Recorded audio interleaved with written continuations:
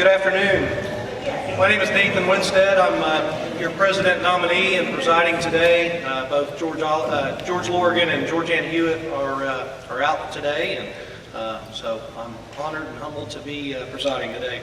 If I could have Larry Bingham, Barry Bowden, and Felix Boston come up, please.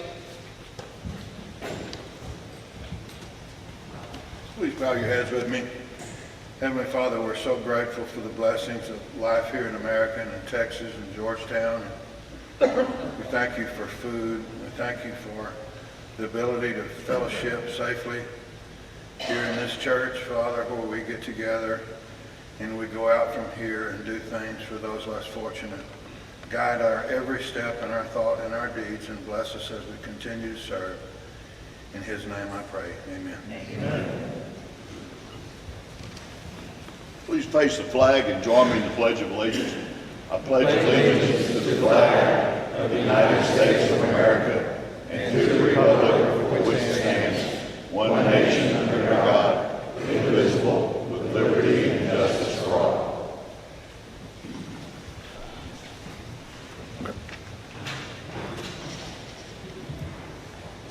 This is a good-looking group, isn't it? Yes. It's been over 3 years since I've done this, because the last time I did it, I screwed the names up so bad they said we don't want to invite him back. But new regime, they forgot. Remember birthdays: Russ Phillips, July 29th. Dave Fendrick, July 31st. Terry Folkers, July 31st. Spouse birthdays: Tina Eno's husband, Sean, July 27th. Jim Deucer's wife, Joyce, August the 1st. Anniversaries: Lisa and Julian Grant, 16 years on July the 26th. Steve and Carla Benton, 32 years on July 31st. Bill and Donna Connor, 49 years. Well, that's a lot. Are they here? That's a long time. August the 1st. Club anniversaries: Kevin Kelly, 11 years, July 26th. Vicki Mooney, 2 years, July 28th. I think I saw her out here somewhere. Felix Boston, that's me, 24 years, July the 29th. Julian Grant, 12 years, July 31st. Jean Davenport, H. I don't know what the H stands for, but it's pretty important. Honorary. Oh, okay, 22 years, August the 1st. Billy Ray Stubblefield, handsome devil, 38 years, August the 1st. Karen Wilson, 11 years on August 19th. Salute.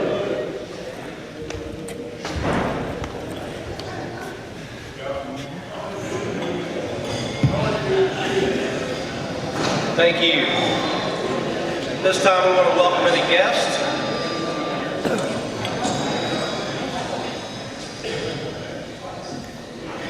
No guests today? About visiting Rotarians.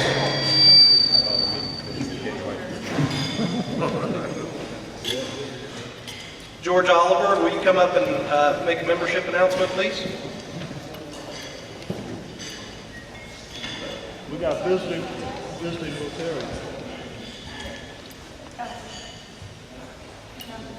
He was slow. We have guests. I have the distinct honor and privilege to introduce not only visiting Rotarians, but also my guests today, but they now owe me. Past Assistant District Governor Adam Lara and past District Governor Betty Lara.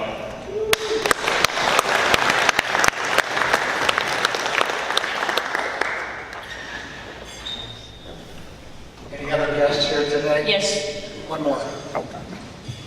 Visitor Steve Dooley from Columbia, Missouri.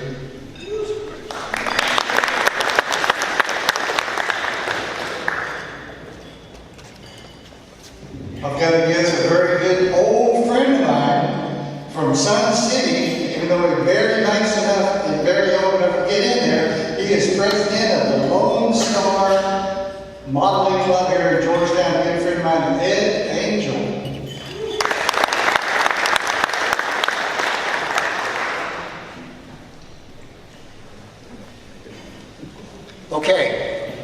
a membership perspective, we have some good news and some not so good news. The good news is that, Steve Dooley, would you stand up, please, again? Derek Neal, are you here? Did you make it today? No. Steve and Derek have applied to the club. Their applications have been accepted by the board. Their applications are on the desk. This is the second week for their applications. So please welcome Steve to our club. Thank you, Steve. And Mike Leggins, I believe you're here. Would you stand up? Mike and Shelby Phillips, has she arrived? She said she might be a little late. She's a chiropractor and sees clients kind of into the noon hour. But she said she would be here. Both Mike, keep standing up. Both Mike and Shelby have submitted applications and are awaiting approval by the board. So welcome to you both as well. On the not so good part, Rob Kahn, who is a realtor here in Georgetown, has resigned from the club due to business reasons. He just has a conflict of schedule. And Bob Brent and Paula Brent have both resigned from the club because they just are not going to be able to dedicate the time. They want to travel more and just don't see Rotary fitting into their schedule going into the future. So such is the ebb and flow of membership. We gain members and we lose some, and hopefully at the end of the year we're on the net positive, but that's where we are right now. Thank you.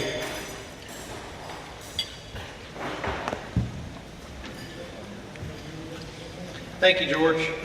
I think we should probably take one minute and give another round of applause for Bob and Paula Brent, because they've been long-standing members here and very good contributions to this club.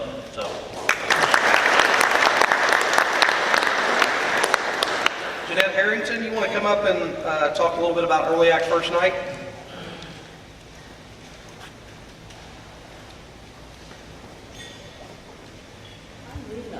Another bite. You've been calling.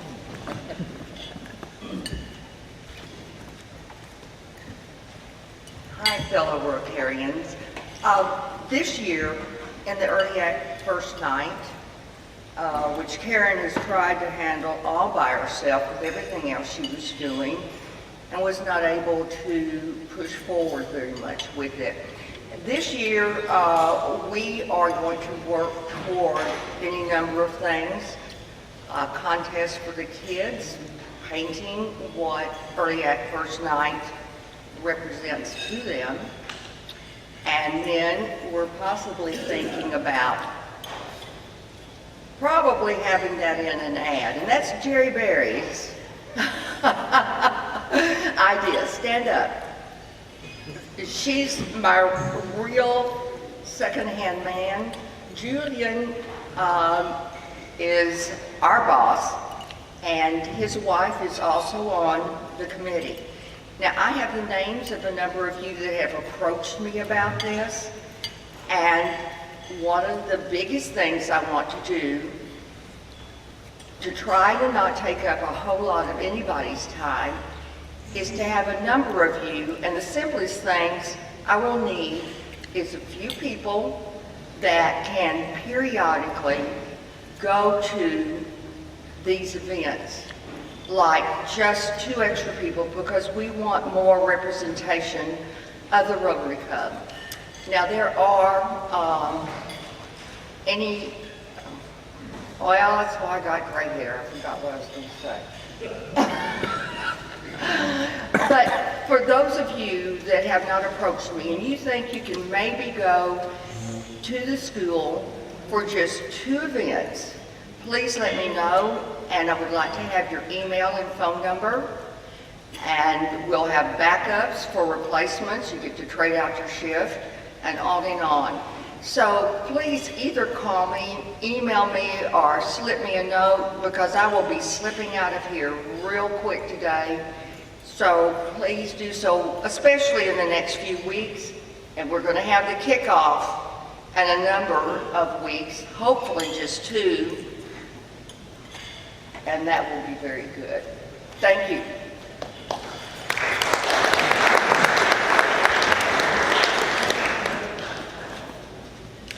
Thank you, Jeanette. So the next announcement, we do have an event this evening at Wolf Ranch. It is the Salute for Hometown Heroes. It's one of 3 fundraisers for our Field of Honor annual event. So there'll be music, movies, and more. 5:30 to 10:30 is the time frame. Rhonda, is there any specific area at Wolf Ranch that we're at?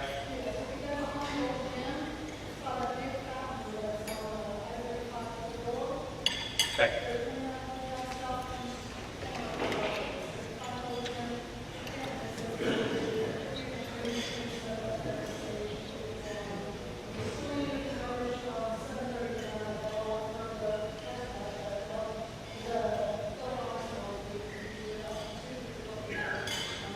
So 2 to 3 more people. Location in Wolf Ranch is behind Gold's Gym, and specifically 7 to 9:30. We need volunteers.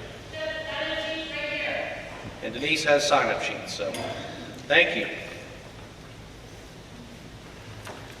I think Scott Mall wanted to do a brief update on Kilroy Kellerman.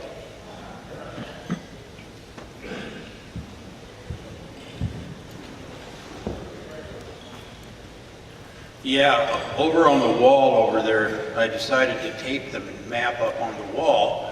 A lot easier for everybody to see how our fellow crazy Rotarian, how far he is. And as of yesterday, it was 1,571 miles. And he was in Massachusetts, and he's probably out of there by now, because that's just a little blip on the map compared to some of the other states. So he thinks he's on schedule. He said it might be early September, the way he's trucking along right now. So following him on Facebook is a real hoot, and he sometimes sidesteps off the trail a little bit to get up high so he can take a picture of something, because sometimes it's just trees on both sides. And to give another plug for tonight, I put some of these, if you can't make it tonight, on the table. Please don't leave them. For the Field of Honor, take them with you. I've got 2 boxes of them here too as well, so any questions, Rhonda's here and I'd answer to the best I can. So anyway, come tonight, great evening. We can't beat this Texas July weather right now. So anyway, thank you.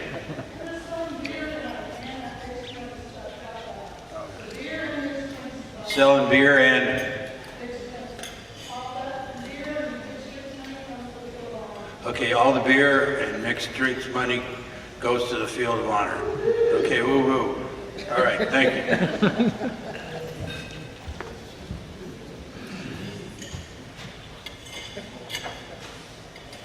Thank you, Scott.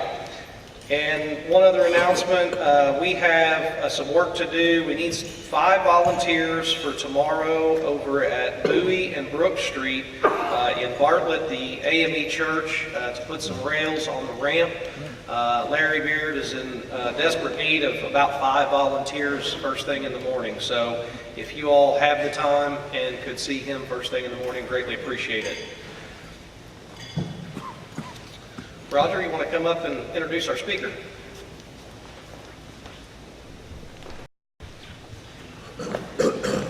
Howdy.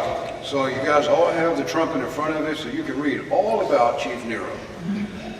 The way I look at it is I got a chance to meet him not long after I got to Georgetown. Right away, he and I made up, we have a lot in common. He's a Marine and I understand where he's coming from, and I really appreciate the value that he's brought to the police department. The way he promotes these folks and the way he holds his people accountable is phenomenal. When I went through Leadership Georgetown, I also had the opportunity to interview him as part of our studies and got to know him very, very well. So, ladies and gentlemen, somebody who really doesn't need any much of an introduction, Chief Wayne Nero. Good afternoon. So Roger said it's a shame we have to invite you to speak to get you to show up. Right? So I'm going to do some walking around. I'm not going to stay still. So we already talked about it. I hope that's not too much work for you. But I'm going to have some data in here, and that data is likely to put some of you all to sleep. So I found if I'm walking around, you're less likely to fall asleep. Right? So it's hard to believe 9 years ago this month was the last time I was here speaking to this club. Wow. 9 years ago. It's been 9 years. you remember at that time there was a short little fireman with an attitude. Made fun of him half the presentation. He's now back in the Dallas area. But what I'd like to do is just talk a little bit about what's transpired over the last 9 years. It's been a lot of change in the community. It's been a lot of change for the police department. And I'll share some data at a 50,000 foot level, stop where we need to, because there's some interesting facts that you probably wouldn't get unless I was here talking about it. We'll talk about the current state of where we're at and what we're looking at towards the future. Is that fair? All right, so the first thing I want to talk about is my first couple weeks. Asked lots of questions in the organization, took lots of notes. I actually had 3 legal pads full of notes. And most of those notes were like, oh my gosh, I can't believe we don't do X. Because I'd come from an accredited agency up in the Dallas area where we did a lot of extra. We didn't do a lot of extra here. So it was, training became a big priority. So these were my 5 priorities essentially after being here just a few weeks. The image of the police department needed work. For those of you that remember 10 years ago, did we have some drama in the police department? I'll take that snicker as a yes. Right? And we had some bad things. I mean, we actually had a police officer indicted and put into the penitentiary for doing something to a prisoner. Right? So that's sort of what I inherited coming in the door. Right? Wasn't the image, the public trust was a little bit different than what it was. Training, all the questions that I asked, we didn't do a lot of training. We didn't do a lot of training in the right areas, in the right ways, for the right reasons. Which in the 21st century, we need to be doing lots of training. The more training we do, the more competent we become. So I'll talk about training. Pay, we were not paid. We were one of the lowest paid in the county. You think it's easy to recruit people when you're the lowest paid? When your image is bad and you don't pay well, pretty hard to hire the right people. It's easy to say you want to hire the right people, but when you don't have the resources to do it, it's very difficult. So the first couple of years, we were up to 12 vacancies. When you only have a staff of 75, 12 vacancies, you feel that. We had 12 vacancies at least 2 separate times in my first 5 years because we weren't just going to hire anybody, right? Facilities, how many of you have ever toured the old facility or been in the old facility? How does that compare to what we're in now? It's like light years, like living out of a car to winning $5 billion, right? That's my plug to Sheriff Chubby. Some of y'all get that. And then hiring and recruiting, right? We can't hire the right people and transform an organization the way we want to unless we start dealing with the other things. So that's what we started to do. Image on the left, that's the old patch. On the right, that's the new patch. So one thing we had to do is kind of rebrand the organization and get the officers' fingerprints on what we were trying to do so they started to get jazzed about what they're doing again. And they had some ownership in the changes and in the direction that we were headed. So that patch, actually, the first year we entered it into a contest, won a national award for police patches. Really made Chief Acevedo pretty upset, which was pretty funny, so every chance I got to publicly shame him, I did. The badge, well, I'll say this. I want you to note in around the circle here, and there's meaning behind all this, we just don't have time to get in, but it says community, duty, honor. Right? That was kind of something we brought in from the past. Duty, honor, community. And you see that on the cars still to this day. And in addition, what's on the back of the cars? That's a trivia moment. Come on, somebody knows. On the back of every police car, refuse mediocrity, right? Which was the message that I sent the first week I was here, and I wrote it on every whiteboard in the agency. Every whiteboard. They'd come in, they'd be so mad. Who's writing on my personal whiteboard? They'd erased it. And after about 3 weeks, they found out it was me doing it. They're like, hey man, the chief's doing that. What? Like every one of those was still there 5 years later when we moved into the new facility. Nobody would erase it. But it sent the message that we wanted, right? Good enough is not the type of agency that we want. The training aspect, while we talk about this duty, honor, community, the second part of that is how we train people. And this is what we talk about, scholar, statesman, warrior. And I'll talk a little bit more about that later. Especially this term warrior, which gets a lot of public attention when we talk about militarization of the police. But that's the framework for how we train officers. They gotta be smart, statesmanship, they gotta have leadership to be able to influence people. The warrior side is they gotta be able to think and make decisions under rapidly evolving circumstances, which all take training. right? And when we hire people, do you think they're balanced in those three areas? That's my question to you as my community. They're not balanced in those three areas. They all have strengths and weaknesses. So this is the focus of how we train them.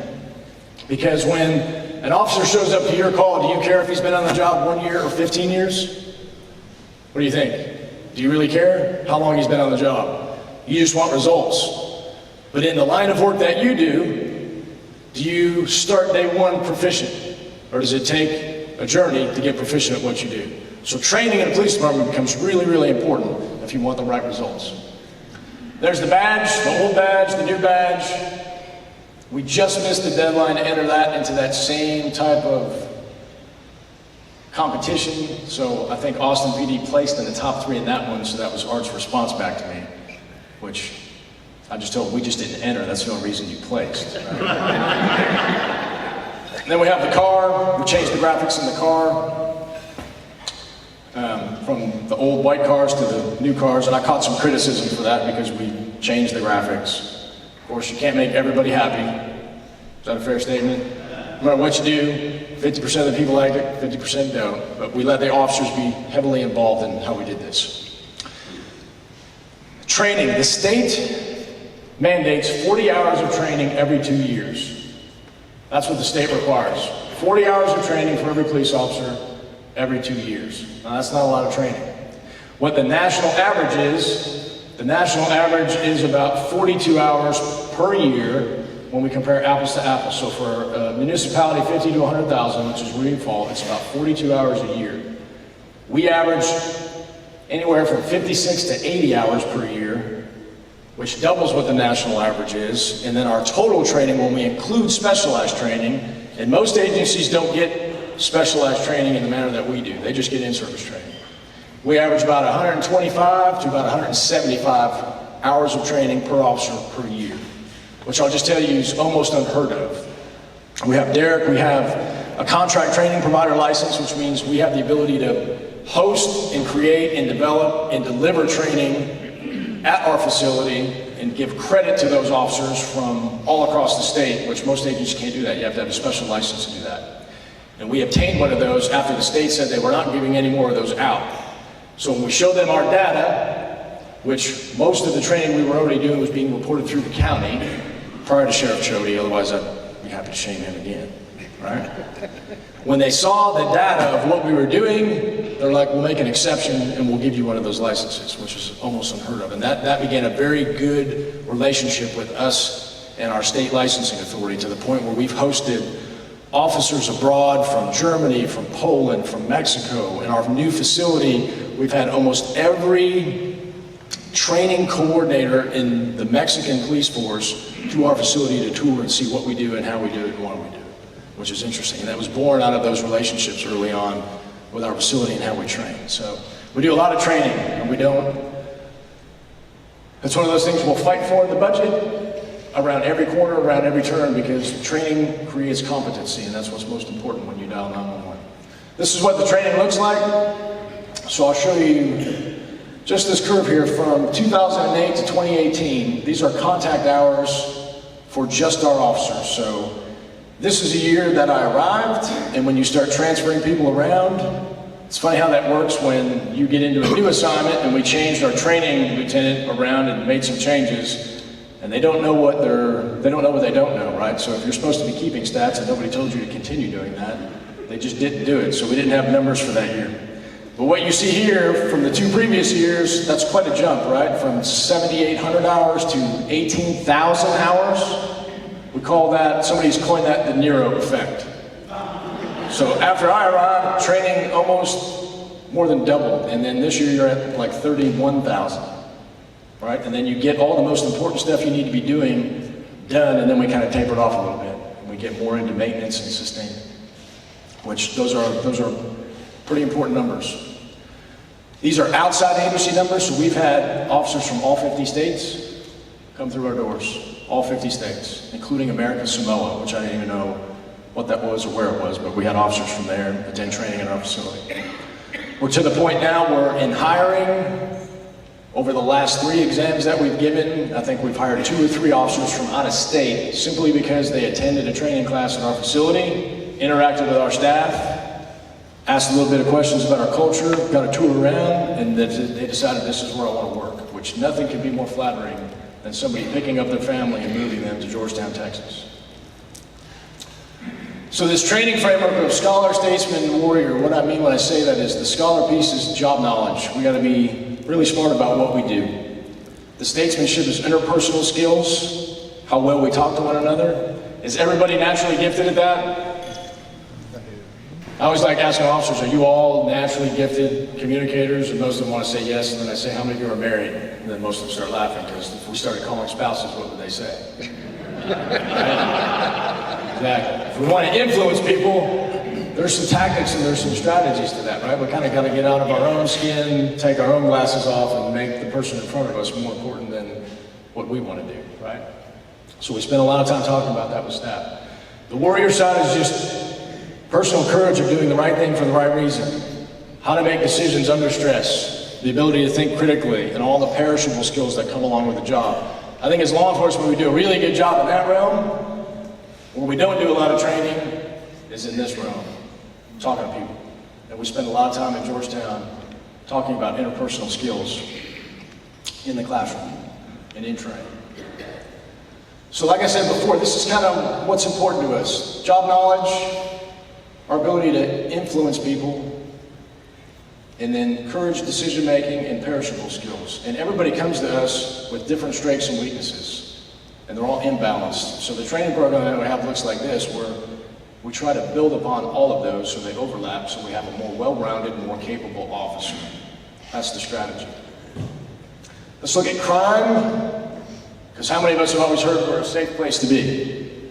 Georgetown, second safest in the state. Well, when you hear that, what that means is when we measure Part 1 crime, which is your major crime, murder, rape, robbery, burglary, aggravated assault, arson, theft, when we combine all those crimes and compare us to other 50,000 populations, where do we fall? Well, we rank second for fewest Part 1 crimes.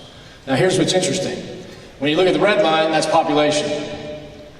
In the time that I've been here, population has increased 56%.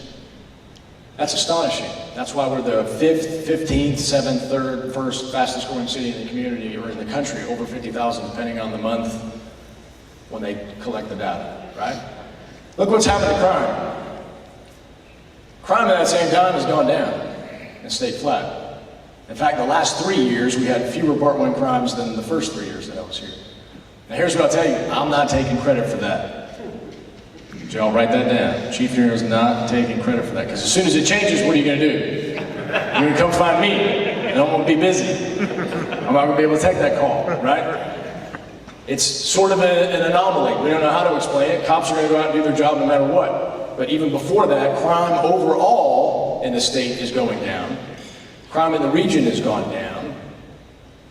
And we're just enjoying that. We just live in a safe area. When you compare Round Rock to their population size, Austin to their population size, Cedar Park is in 3rd place right behind us, poor Chief Mannix.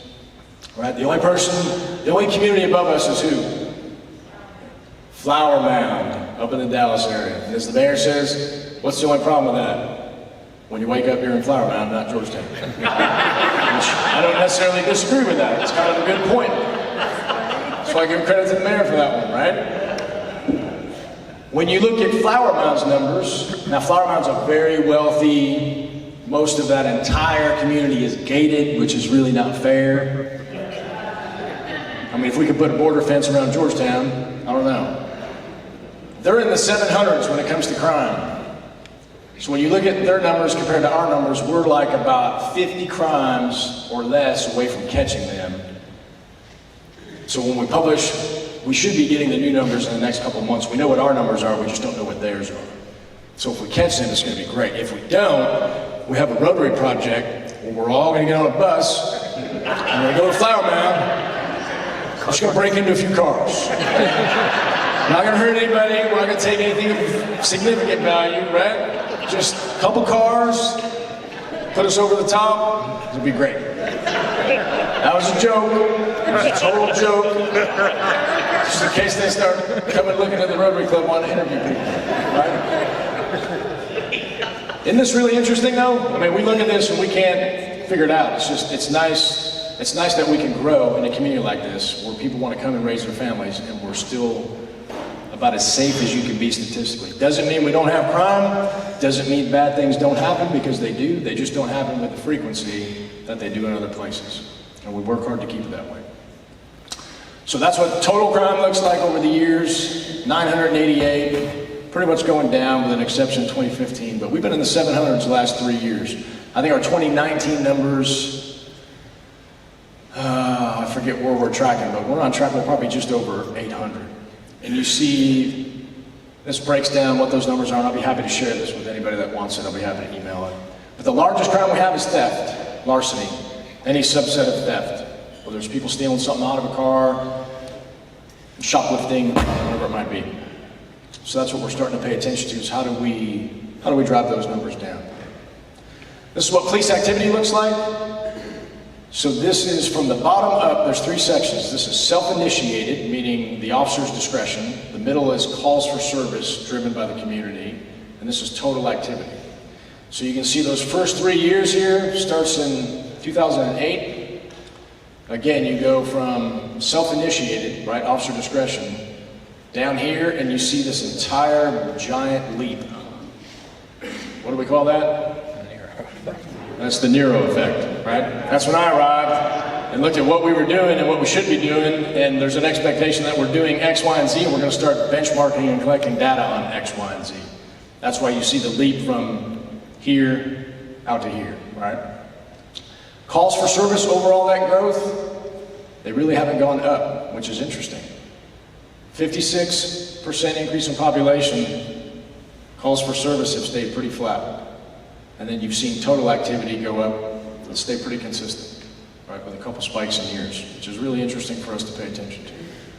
Sworn staffing, this is always of interest. The top is total staffing, so we had 77 officers when I arrived. We have 84 to date.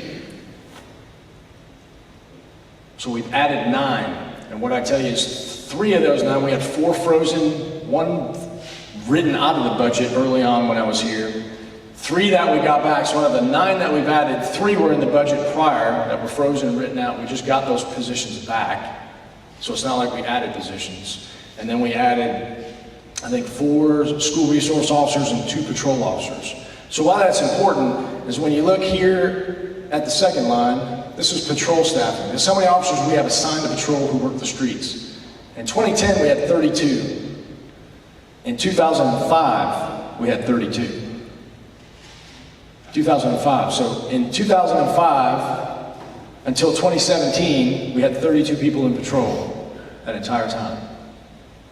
Staffing getting increased. 56% increase in population, staffing and patrol stayed the same. Right? Doing more with less. Now we have 34 in patrol. CID, investigative positions, we had 7, we're now down to 5 because we've reallocated them to be more efficient, more effective. So when we talk about being lean for what we deliver to the community and what we do in the crime that we have, like, we are absolutely 100% blessed. Like, there's nobody more grateful than me to do what I do and do it where I do it on behalf of the people in this room and out in our community. We just hope it stays this way. But we are going to need more people. And we'll show you another slide. This, when we look at crime, if we looked at populations in Texas, right? We're at the top of fewest Part 1 crimes. This is officers per 1,000 residents. So this is a benchmark that we just look at for comparison purposes. This tells you how many officers you have to actually do your job to get the crime rate that you have, right? Georgetown has the fewest officers to citizens out of all the Texas agencies, 50 to 100,000. We are at 1.1. We were at 1.67 when I arrived. Now, it's not good or bad, it's just an observation. But what I'll tell you is when you look at the other agencies our size, to get to the average, national average is 2.17. The national average for our size is 1.6. Texas average for all these agencies is 1.76. For us to hit that national average, or our Texas average of 1.7, how many officers do you think we'd have to add to our staff? Yeah, almost 40. Almost 40. You want to put a price tag to 40 new officers? Anybody? What would that do to taxes? I already see a couple of you sweating. I think one person almost passed out and held them back up. But imagine what I could do with 40 new officers. All the proactive things that we don't do, we could do. And that's the road we have to start going down as a fast-growing community. There's a lot of capability that we do not have that we have to start creating, because creating all that expertise doesn't happen overnight. And that change is coming. Traffic crashes, just know they're going up. 28% increase from 2008 to 2018. Injury accidents up 41% just in the last 8 years. So you're going to see us doing a lot of interesting initiatives regarding traffic, because we know where that stuff is happening. And what we're going to start doing is targeted enforcement with a lot of resources. So I'm giving you the answers to the test. Williams Drive, 29, the highway, we're going to go out like 8 to 10 people at a time. And if you're like 5 miles an hour over the posted speed limit, we're going to stop you. So in the near future, when you see lots of resources out there, pay attention to what's going on. And we're going to post it on Facebook and tell you where we're going to be, what times we're going to be there, and exactly what we're doing. So when you want to call me and complain that we're just generating revenue for the city, most of those stops are not going to be citations. Probably less than 25% of our traffic stops result in a citation. We want you to pay attention, because a 42% increase in injury accidents over 8 years is not something we should be proud of. It's because we're not paying attention to what we're doing on the road. We created a Central Texas Regional SWAT Team, so we partner with Cedar Park, Leander, and now Pflugerville is about to come on board to create a more robust resource that we can't field ourselves. So we're a part of that, received some recognition for that, which is a great program. Strategic priorities for us, really, there's just 3. Enhancing what we do, which means really looking at data, and trying to drive that data down. 2 big things we're working on the next 3 years is traffic accidents and how to reduce those, and thefts, that big number in our Part 1 crime. When we break out the subsets of those and map those out, is there anything we can do about them, right? So there's some of those, like shoplifting, we can't do anything about, but if it's identity theft, or it's scams, or it's people targeting our senior population, and we know where that's at, if public education can drive those numbers down, that's to the good. Organizational development, a best practice recognition program, which I'll touch on before I'm done, and then an internal leadership development program that we're creating, sort of how to culturally brainwash our own people without outsourcing that, which is really important, right? Sometimes you can send people out to great training and they come back, and do they change? What's y'all's experience been? Yeah, it depends on the person, right? But if you have your own cultural way of doing things, you get better results. And then our community initiative, which I'll touch on too. So you are the first group of people in the public. We posted one post on Facebook teaser about this concept of being a recognized agency. Since I've been here, we've been planning for this. Over the last 2 years, we've been working on this to the point of a brand new 700-page policy manual, which takes lots of time and energy to create. We are the 154th Texas agency to be recognized under the Texas Police Chiefs Association's Best Practice Recognition Program. What that is it's state-level accreditation. What is accreditation? That's a great question. Thank you, Ron. If you were going to spend your money at a university, would you go to an accredited university or a non-accredited university? Accredited one. Why would you go to an accredited university? Because the standard's higher. Well, we have the same concept with law enforcement agencies. There are 168 best business practices that most of those are multi-part, right, that we have to voluntarily adhere to and prove that we comply with it. Once you do that, which was a 2-year process for us, and we had a bunch of independent auditors out to go through all of our files, we became the 154th Texas agency to do that. There's 2,700 law enforcement agencies in Texas. This is a big deal. When we say we want to be among the best, you can't do that without a benchmark. This puts us on the playing field with the best. Now we got to start looking at next steps. So these are the 12 critical areas that all these standards, which most of them are high-risk, low-frequency tasks, from use of force to driving to SWAT, to make sure we have policies that are contemporary and best practice. This is kind of what a standard looks like, that anytime we use force, we have to document it properly, review it. It'll give you some discussion, which what they really mean by that, and then how you comply with it. You gotta have a copy of the directive, you have to have examples of where your agency has done that, and the auditors all look at that. The community initiative, this is something that we've worked on internally over the years and just don't have the manpower to really do what we want to do. Ron, we've talked a lot about this. There's a lot of things that we've done within this realm, but it's really a framework for how we engage the public. We'd all say that community relationships between us and the police department are really important, right? As the chief, I asked, what relationships? Like specifically. I think we'd all agree with that, but in our proactive time, which when you look at crime, you look at what we do in our proactive time, which isn't a whole lot, who do we create those relationships with, and what's the return on that investment? Is that a fair question for a police chief to ask? What do y'all think? Who do we spend time creating relationships to make the community better? So this is the framework for that. There's 7 bubbles, essentially, of stakeholders that we should be paying attention to and partnering with. Now we're looking for the leadership within those realms, right? Neighborhoods, and the micro neighborhoods, because micro neighborhoods are different, right? Sun City is very different from Berry Creek. Is that fair? Yeah, don't say anything. I'm not testing that. Old Town, very different. San Jose, very different, right? The leadership in those communities, we gotta have a better relationship with, right? But we gotta find that leadership. So we look at from neighborhoods to youth to businesses, which we can break into 12 different segments, from baking to retail. Our seniors, the media, our faith-based groups, and social services. So there's gonna be a lot more to come. We actually have a position in the budget this coming year. We're getting 4 new officers. 2 that will go to patrol, 1 will go to computer forensics to start creating expertise in digital forensics, and then 1 will go to the community initiative so we can get this program off the ground and running. All right, a little known fact. This was my desire when I came out of the Marine Corps. I really wanted to be a Texas Ranger. Obviously that did not work out for me, right? But I did come close. So I'm going to show you something that publicly I will deny after today that I ever showed you, okay? In this video that I'm about to show, which is highly classified, you're going to see Chuck Norris.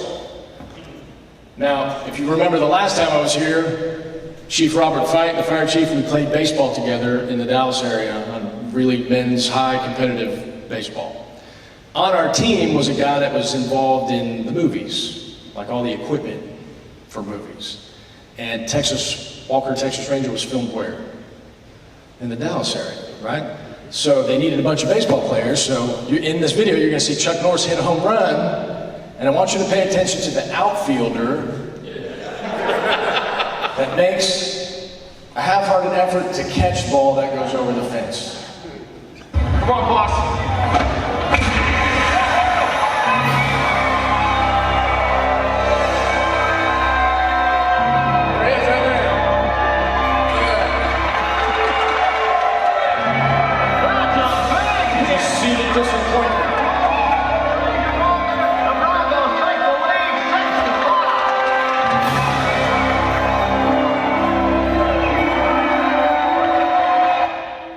Catch the disappointment on that outfielder's face?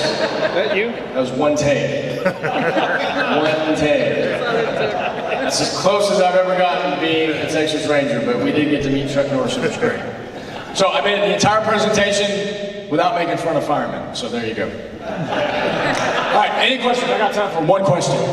And then if you have them, I'll stick around later. You don't get a question, you're on the training advisory board, seriously?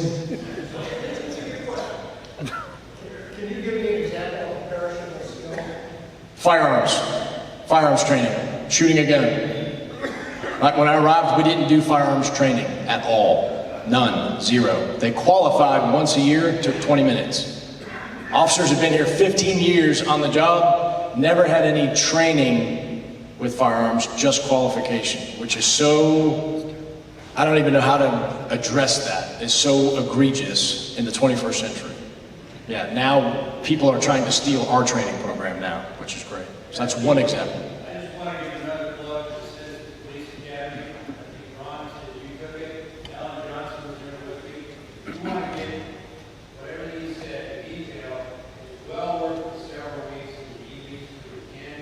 It's fun. You see things, experience things. You get to hear his jokes a lot again. They're horrible. Just skip that night. I can't stand up. Yeah, it's a great opportunity for us. I think we're getting ready to spin another one up here quickly. All right, really quick.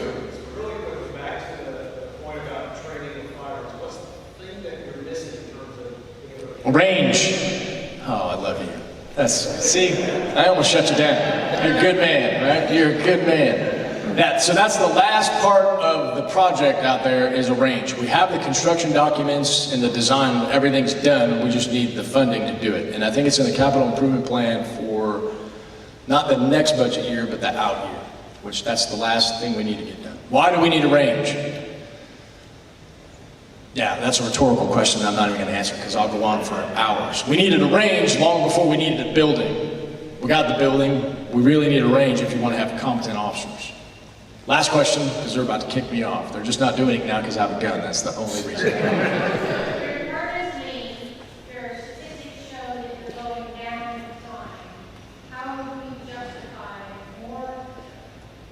It's an excellent question.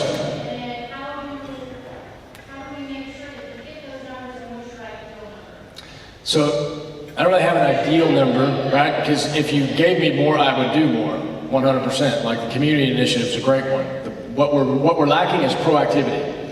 And proactivity is the key to keeping us safe. Because that's not going to hold. Those numbers are not going to hold. Deployment was a good example of fighting with council to get those resources. Why do we need it? Because we're safe. That's what we had to answer.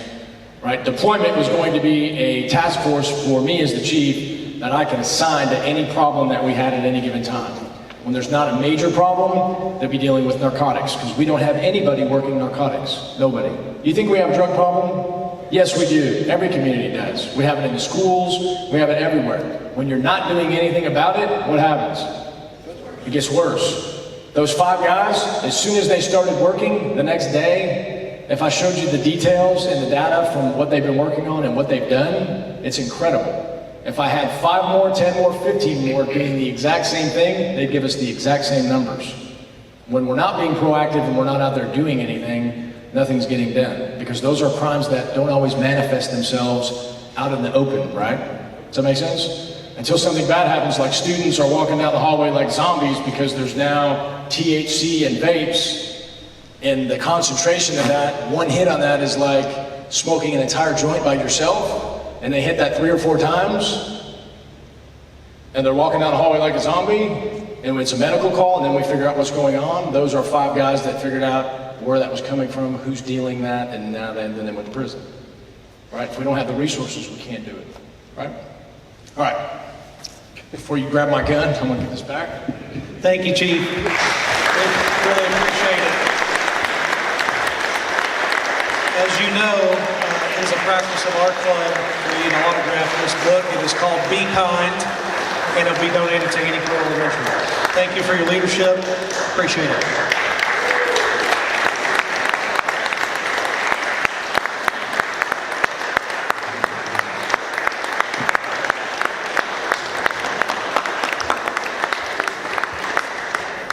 Point of order, Mr. President.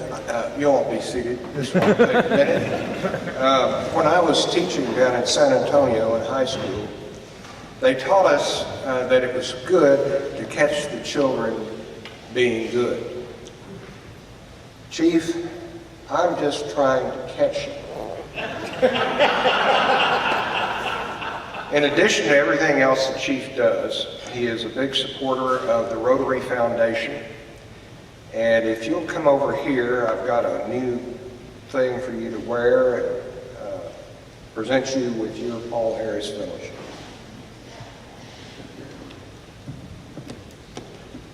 By the way, not everybody is really wild about the fact that crime is going down. We've got judges in the courthouse sitting around twiddling their thumbs. There's a great thing called Netflix. Watch it right below. There you go. Well, I'm worried about them getting into trouble with nothing to do. So I'm going to put this on here, and it's probably a violation of some sort of uniform code. And then this beautiful necklace, which I know you wear every day.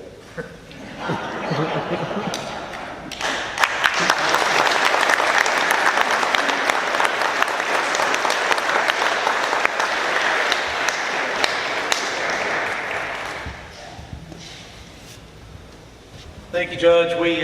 We talked about that a little bit, and we know Chief is hard to catch, so we caught him today. So, are there any more announcements for the good of Rotary? Have you really got love over here for anybody that can help you in 3 hours that are at the bottom of the morning? You need 5 people. Committee meeting in the back for ramp build tomorrow with Larry Baird. 2 or 3 hours in the morning, leave them down. You know, here. Okay. Any other announcements?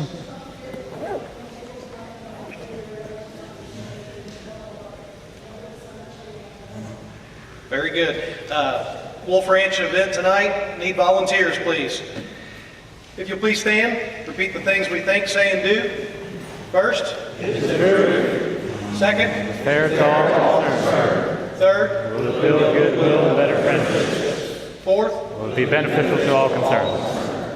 We're adjourned.